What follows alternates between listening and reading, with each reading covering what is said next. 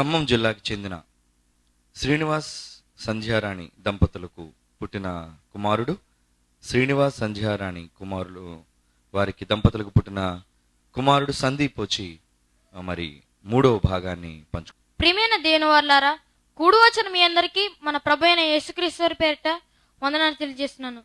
ఈ రోజు నేను మీతో చెప్పబోయే అంశం, మనిషి చేసిన నేరానికి ఉరిశిక్ష, క్షమాభిక్ష. మరలా చెప్తున్నాను, మనిషి చేసిన నేరానికి ఉరిశిక్ష, క్షమాభిక్ష. ప్రియులారా, ఈ రోజు ప్రపంచం అభివృద్ధి చెందుతుందని మనకందరికీ తెలుసు. ఈ రోజు ఈ ప్రపంచం అభివృద్ధి చెందుతుంది అన్న ఈ తరుణంలో మీకు కొన్ని నగ్న సత్యాలను చెప్పాలి అనుకుంటున్నాను. ప్రియులారా, రోజు రోజుకి ప్రపంచం అభివృద్ధి చెందుతుందో లేదో తెలియదు, కానీ ప్రపంచం మాత్రం అంధకార చీకట్లోనికి కూరుకుపోతుందని ఖచ్చితంగా చెప్పవచ్చు.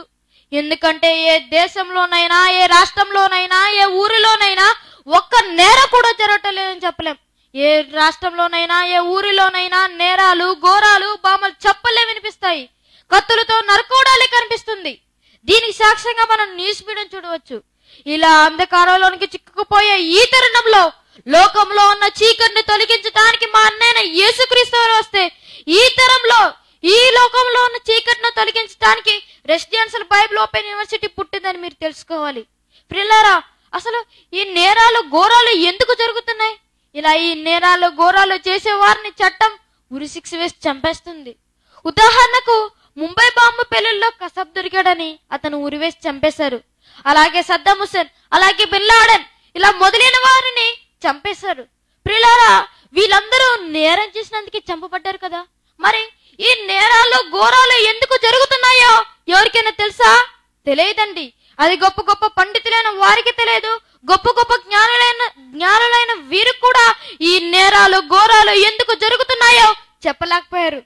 ప్రియులారా, ఈ రోజు ఈ ప్రపంచంలో ఈ నేరాలు, ఘోరాలు చేసే వారికి రెసిడెన్షియల్ బైబిల్ ఓపెన్ యూనివర్సిటీ యొక్క విద్యార్థిగా బైబిల్ తరపున నేను చేసే ట్రీట్మెంట్ ఏంటో తెలుసా?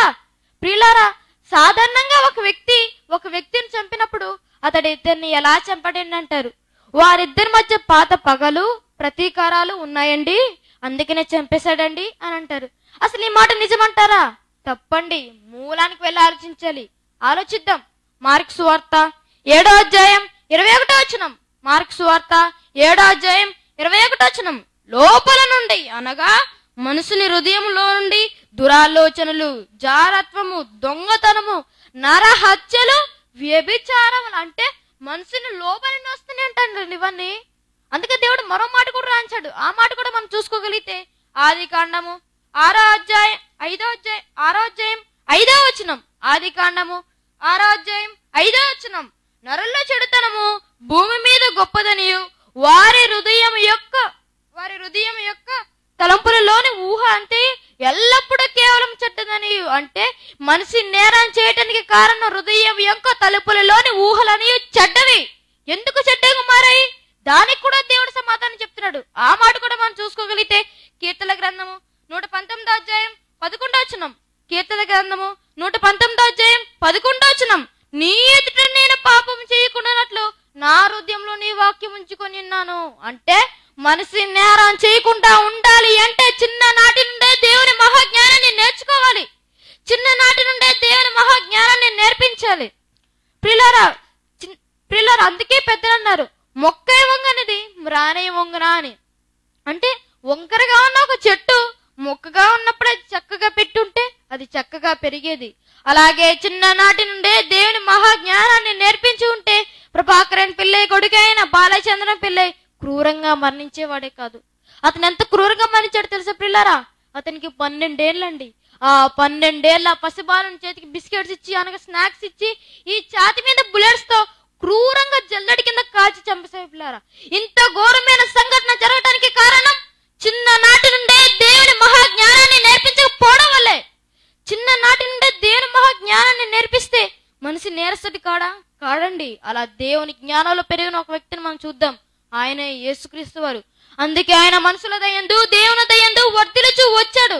అలాంటి యేసుక్రీస్తు వారిని హింసించి, చిత్రహింసలు పెట్టి, సిలువలో ఎన్ని మాటలన్నా శిక్షించే అధికారం ఆయనకు ఉన్న తండ్రితో ఏమన్నాడో ఒకసారి మీ బైబిల్ ఇప్పి చూడండి. లూకా సువార్త 23వ అధ్యాయం 34వ వచనం. లూకా సువార్త 23వ అధ్యాయం 34వ తండ్రి వీరేమి చేయించున్నారో వీరెరుగరు, వీరు క్షమించమని చెప్పాను. క్షమించమన్నాడు. ఆనాడు ఆయన క్షమాభిక్ష వల్లే నేడు మనమందరం భూమి మీద ఉన్నాం. ఆనాడు ఆయన క్షమాభిక్ష కనుక లేకపోతే అనుదినము పాపాలు చేస్తున్న మనకు నరకం ప్రాప్తి అయ్యేది. చూసారా పిల్లారా? ఇప్పుడు చెప్పండి, మీలో నేరం చేయని వారంటే ఎవరు ఉన్నారా? అందరం నేరం చేసిన వాళ్ళే. కాబట్టి మనిషి చేసిన నేరానికి ఉరిశిక్ష, క్షమాభిక్ష. ఒకవేళ ఉరిశిక్ష కనుక అయితే అందరూ నేరం చేసిన వారే, అందరికీ ఉరిశిక్ష వేసింది. పిల్లలు ఒక మాట చెప్పంటారా? నేరం చేసిన వాళ్ళేమో దొరికిన దొంగలు, మనమేమో దొరికిన దొంగలం. మన హృదయంలో ఎన్నిసార్లు చెడ్డగా ఆలోచించుకుని ఉంటామో మిమ్మల్ని మీరే పరీక్షించుకోండి. అదే గుండె మీద చేయి వేసుకొని చెప్పండి, నేను తప్పు చేయలేదని. మనమే ఎన్నో తప్పులు చేస్తున్నప్పుడు ఎదుటివారు శిక్షించే అధికారం మనకెక్కడిది? మనమే యేసుక్రీస్తు వారు పెట్టిన క్షమాభిక్షలు బ్రతుకుతుంటే ఎదుటివారిని శిక్షించడం న్యాయమంటారా? అందుకే ప్రతి ఒక్కరికి క్షమించే గుణం నేర్పించాలి. అలా నేర్పించేది బైబిల్ విద్య నేర్చుకున్నారు.